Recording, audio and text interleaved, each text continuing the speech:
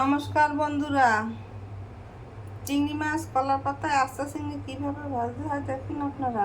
আমি আস্তা চিংড়ি মাছ নিয়েছি, পেঁয়াজ কুচি নিয়েছি, লবণ 1 চামচ, হলুদ 1 চামচ, মরিচের গুঁড়ো 2 চামচ নিয়েছি।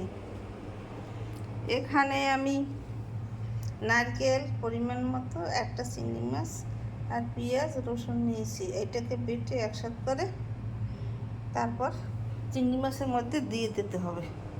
তারপর কলার পাতায় দিয়ে দেবো। 2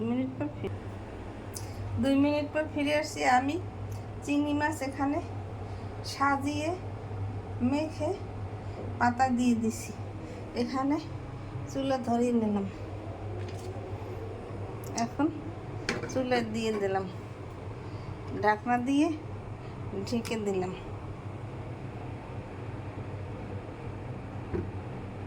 কম আছে ভাজতে হবে। 2 মিনিট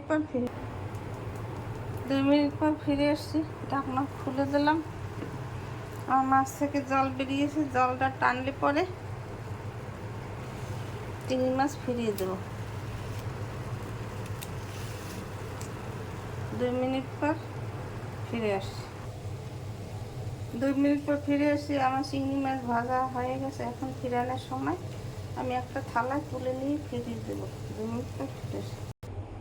2 মিনিট পর ফিরে আসছি। আমি একটা থালায় তুলে নিয়েছি মাছ ভাজা। এখন আর একটা পাতা এইভাবে ঢেকে ঢাকনা দিয়ে তারপর ফিরিয়ে দেবো। 2 মিনিট পর ফিরে আসছি। 2 মিনিট পর ফিরে আসছি। আমি মাছ ভাজা ফিরিয়ে দিয়েছি। এখন 1 টেবিল চামচ তেল দিয়ে দেবো গুঁড়িয়ে গুঁড়িয়ে।